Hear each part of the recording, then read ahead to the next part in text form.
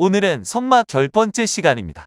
첫 번째 시간에는 오직 하나의 선막만 만들라고 하신 것에서 시대가 변해도 변하지 않는 절대 진리나 윤리가 있다, 없다는 논쟁을 살펴보았고, 두 번째 시간에는 하나님께서 선막의 설계도를 직접 만드신 것처럼 인간 사회의 윤리와 도덕도 직접 설계하셨다는 것을 보았고, 세 번째 시간에는 선막에 하나밖에 없는 문을 다루면서 왜 절대 오름이 있다는 생각이 비난받아야 하는지에 대한 의문을 제기했습니다.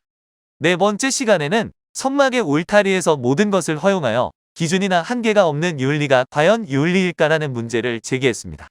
다섯 번째는 좀 더 현실적으로 번제단을 통해 죽어야 사는 윤리적 기준이 이기적이지 않은 것이 하나님 자신이 스스로 죽으셨기 때문임을 다루었습니다.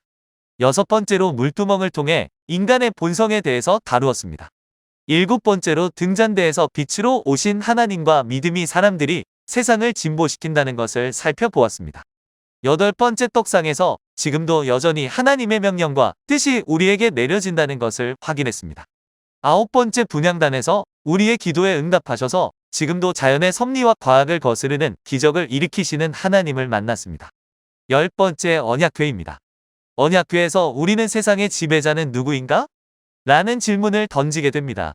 출애굽기 25장 10절에서 22절 19들은 조각목으로 궤를 짜되 길이는 2규빗 반, 너비는 1규빗 반, 높이는 1규빗 반이 되게 하고 11 너는 순금으로 그것을 싸되 그 안팎을 싸고 위쪽 가장자리로 돌아가며 금테를 두르고 12 금고리 넷을 부어 만들어 그 네 발에 달되 이쪽에 두 고리 저쪽에 두 고리를 달며 13 조각목으로 채를 만들어 금으로 싸고 14 그 채를 궤 양쪽 고리에 꿰어서 궤를 매게 하며 15채를 궤의 고리에 끈 대로 두고 빼내지 말지며 16 내가 내게 줄 증거판을 궤 속에 둘지며 17 순금으로 속죄소를 만들되 길이는 2규빗 반, 너비는 1규빗 반이 되게 하고 18 금으로 그룹 둘을 속죄소 두 끝에 쳐서 만들되 19 한 그룹은 이 끝에 또 한 그룹은 저 끝에 곧 속죄소 두 끝에 속죄소와 한 덩이로 연결할지며 20 그룹들은 그 날개를 높이 펴서 그 날개로 속죄소를 덮으며 그 얼굴을 서로 대하여 속죄소를 향하게 하고 21 속죄소를 궤 위에 얹고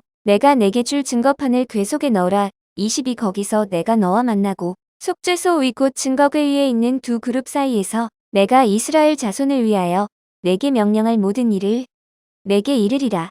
언약궤를 법궤, 증거궤 등 다양하게 부릅니다. 언약궤의 크기는 길이가 2규빗 반, 너비가 1규빗 반, 높이가 1규빗 반입니다. 125cm, 75cm, 75cm입니다. 언약궤는 조각목으로 만들어서 안과 밖을 금으로 입혔습니다. 조각목은 평범한 죄인인 인간을, 금은 믿음을 뜻합니다. 하나님의 약속의 백성들은 믿는 죄인이라고도 볼 수 있습니다. 믿는 죄인은 죄를 탕감받아 천국으로, 믿지 않는 죄인은 지옥으로 갑니다. 역시 이동을 위해 금고리 4개는 금으로, 채 2개는 조각목으로 만들어 금을 입혔습니다. 언약궤 안에는 3가지 있습니다. 증거판, 아론의 싹난 지팡이, 만나를 담은 항아리입니다. 특히 시내산에서 받은 첫 번째 두 돌판은 이스라엘 백성들의 금송아지 숭배를 보고 화가 난 모세가 깨뜨렸는데, 이 돌판은 하나님께서 직접 만드셔서 기록하셨습니다. 하나님께서는 두 번째 돌판은 모세가 만들어 오게 하시고 그 돌판에 다시 십계명을 기록하셨습니다. 두 번째 돌판을 언약궤 안에 보관하게 하셨습니다.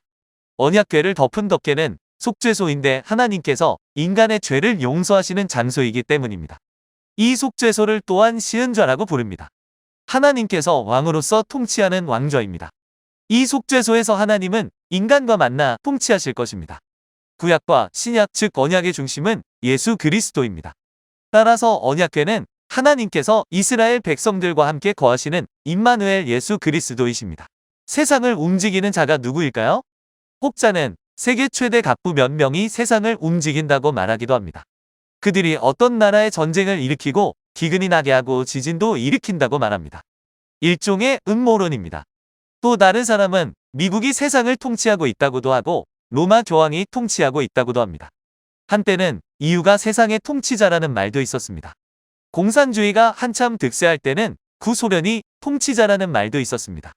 또 다른 주장은 마르크스나 프로이드 같은 사상가가 비록 죽었지만 그들의 사상이 세상을 통치하고 있기에 그들이 실질적인 통치자라고 말하기도 합니다. 맞습니다. 그러나 그들은 인간이나 흥망성쇠를 겪는 나라들일 뿐입니다. 어느 정도의 영향력을 끼칠 수 있지만 완벽하게 세계를 경영하지는 못합니다. 우리는 하나님의 백성으로서 당당하게 하나님께서 세상을 통치하신다고 말해야 합니다. 이것은 우리의 믿음의 고백, 즉 신앙 고백입니다. 언약궤의 핵심은 하나님의 통치입니다. 하나님이 왕이시다는 것을 언약궤가 눈으로 보여지게 증명하는 것입니다. 그래서 이스라엘 백성들이 행진할 때 하늘에는 구름 기둥과 불 기둥이 있었지만 땅에서는 맨 앞에 언약궤가 있었습니다. 제사장들이 언약궤를 메고 앞에 가면 뒤에 군인들과 백성들이 따라갔습니다. 왜 지진을 일으키시는지? 왜 전쟁을 막지 않으시는지? 왜 학살이 있는지? 왜 기근이 일어나는지? 왜 아사자가 속출하는지? 하나님의 통치 방식에 우리는 의문을 가질 수는 있지만 하나님께서 통치하신다는 것은 변함없이 믿어야 합니다. 의심이 아니라 의문이고 의문을 가지고 있지만 믿음입니다. 이것이 우리의 삶입니다. 하나님께서 성막을 통해 시대가 변해도 변하지 않는 절대 진리와 절대 윤리를 주셨고 그것으로 세상을 통치하신다는 것을 믿음으로 고백할 때 우리는 세상에서 승리했습니다. 우리의 승리는 믿음의 승리입니다.